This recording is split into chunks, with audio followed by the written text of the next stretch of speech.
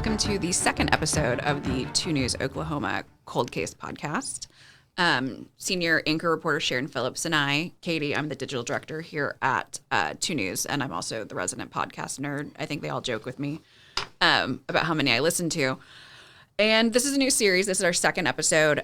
We just launched these on air a couple weeks ago, really focusing on cold cases in and around Green Country. And this was a passion project for Sharon. And it was really something that's resonated throughout the whole newsroom, from like special projects to creative services. Like, we're all really want to help get these stories out. Our photographer, Dennis Meister's done some really amazing editing and photographic visual storytelling. So Sharon, tell us about why these stories are important, why it's good that we're getting these out there. You know, people always talk about, I want to make a difference, and maybe they choose to volunteer, or maybe they choose to donate to a cause or whatever. And I feel like we as journalists have a huge responsibility to make a difference in our community. And we often meet people on the worst day of their life. And sometimes you feel so helpless because you'll go interview a fire victim or a murder victim's family member or a robbery victim, whatnot. And, you know, you do the story and then you're kind of done and you move on to the next one. And I think with these cold cases, we have a really good opportunity as a station to shine a light on someone's horrific tragedy in their family and possibly help shine enough light to where that might trigger someone's memory and they can call investigators with a tip that could actually solve the case. Well, and we've seen, you know, so many cases from decades ago being solved in the national media. The Golden State Killer in California, he was arrested almost 50 years after he committed his crimes, thanks to genealogical evidence. So there's always options, I think, for people. So that's why I'm so passionate about true crime. That's why I listen to so many true crime podcasts. I think, like you said, we meet people on the worst day of their lives. I'm behind the scenes, but Sharon and I have both been covering these cases for X number of years. Yeah. And you do wonder, like, even like sometimes in news, like we'll be in our editorial meetings and we'll be like, what about that case when this happened? Like, how did that ever end? And so then when you think about the ones that don't have an ending, not that justice isn't ending, the family's still missing someone, but there's just it's just different for the family. So this week, our case is Jose Gonzales. And Sharon, tell me a little bit about, this was an unusual one for you. It was really hard to find some of the people you needed to talk to in this case. So tell us what you could find out about Jose. So this was a really difficult case. This happened in January of 1997. It was a really cold night. There was a lot of snow on the ground. And this happened in the Oakhurst area, which if you're not familiar with, it's part of Tulsa, but it's kind of west Tulsa. It's like right across the river. Yeah. And so Jose Gonzales was just kind of hanging out with his 16-year-old son. They were in a pickup camper that they were living in, and they were trying to rebuild a mobile home that they were also renting at the time. And so it was, you know, early evening, and Jose was in the lower bunk of the camper, and his son was laying in the upper bunk. So if you can kind of picture that. And there's two parts to this story, so I'm going to try to explain it as best I can. But so if you can just picture Mr. Gonzales and his son are in this mobile camper while they're fixing up this mobile home.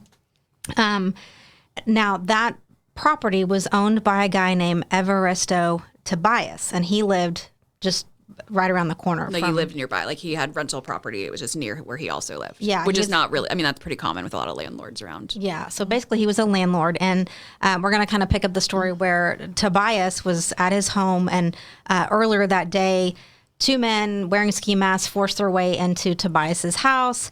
They began threatening him, assaulting him, demanding money from him. Tobias was screaming that he didn't have any money to give them. And I guess at one point the robbers threatened to kill his wife if he didn't.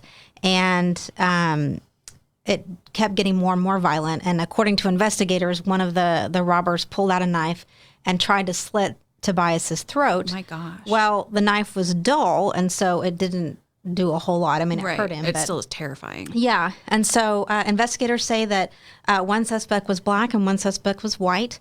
They stole Tobias's truck and then drove over to Gonzales's camper where he was. They rushed in the door, start beating Gonzales, and he can't speak hardly any English, and his son can't speak any English at all. And so he's trying to explain in broken English that he doesn't have any money. Well, they end up knocking him to the floor and shooting him multiple times. Oh my gosh. Well, And his son so- is right there. Yeah, this is all in front of his 16-year-old son who cannot speak English and has no idea what's happening. Oh my gosh. So they grabbed his wallet. I think he had a little bit of cash inside, and then they left in the truck that they had stolen from Mr. Tobias. Tobias's truck. So now there's 2 crime scenes, and investigators say they had a suspect in this case, but it never really panned out either. And so, this case is also very old. It happened in 1997. Well, and you couldn't find any family or anything for Jose Gonzales, which is typically who we reach out to in these cases. But you did actually find a neighbor who remembered that night. So let's share a little bit of the sound he gave us. Just got home late from the Chili Bowl races. It was roughly 1 o'clock in the morning, and there was a lot of flashing lights at the opposite end of my property. I mean, can you imagine just coming home and seeing all of those? No, and this is kind of not a rural area, but a little bit rural. I mean, That's a kind lot of what I land and imagine with stuff. West Tulsa. It's kind of more spread out as neighborhoods. And that's part of why people who live in West Tulsa love it so much. I have friends who live over there, and that's part of why they have more land. Yeah. There was something that popped into my head while you were talking, and I'll remember it. Okay, so the investigators had a suspect, and it never panned out. I remember what it was. When police have the description, that what we call in news, like the generic description, like a black man and a white man, like that's not really enough for Right, that could for be us to put anybody. out. Yeah. Like we wouldn't even report that today because it's not specific enough. I mean, obviously this was 1997, but that's part of why it's so important to know these, for people to know these details, to know where they were going into Tobias's house. They were looking into Jose's house, and they were just really all over the place trying to get this money. And again, you could have seen something. Yeah. You could have heard people talking about it. Just like Mr. Cloud, he remembers that exact he night. remembers that exact night. I was really like, I was reading the log of this Sharon's interview when I was picking some sound bites for this episode, and I'm like, man, he is sharp. He knows what happens. And then also I'm like, it kind of has to be like, we all joke like, oh, I can't remember anything. Like, I've slept since then. But that night had to be so traumatic for him, just as a neighbor and witness, that it's burned into his memory. It is. And the crazy thing is, Katie, is that Mr. Tobias still lives in that really? area. Wow. And there was a lot of rumors, as you can imagine, going on. And so we chose not to talk to Mr. Tobias. I don't even know if he was home or there, but according to other neighbors, he still is in that area. But I mean, this was a violent crime that happened in that neighborhood. And to this day, Mr. Cloud remembers it very well. Yeah. And I mean, he was very specific. I mean, and Chili Bowl just ended a few weeks ago here now. It was around the same time of year when this happened. So that's just so scary. I mean, you think about your neighborhood, everyone feels safe when you're closer to home. You know, you're at your house, you're coming back from a night out, you see all these cops and you start asking questions, or you're at home in your camper with your son going to sleep. That's so tragic to me that his son like witnessed the whole thing. And he was only 16 years old, and so we don't know if they had other family that he could go live with. I mean, here he is, a young teenage boy. Yeah, hopefully his father. there was other family that could get involved, because that's an even more heartbreaking aspect of it. So what we are hoping to get from talking about Jose, talking about his story, telling you guys what happened to him, we want to get his story out there. We want people to watch Sharon's piece when it airs every Thursday night at 10 o'clock on Channel 2. There'll be a new cold case. She is still working on them. I think you have 9 or 10? I have 9. So they'll just keep rolling out. We'll just keep trying to shine a light on these cold cases. Then they'll live on our website, on our streaming platforms. We're going to put them on our socials. Sharon will put them on her socials. We really want you guys to share these. Start conversations with them. Like talk to people. You might know people who lived in West Tulsa, in that Oakhurst area at that time, who could have heard something. I mean, we always joke Tulsa is the biggest small town. Everyone knows everybody.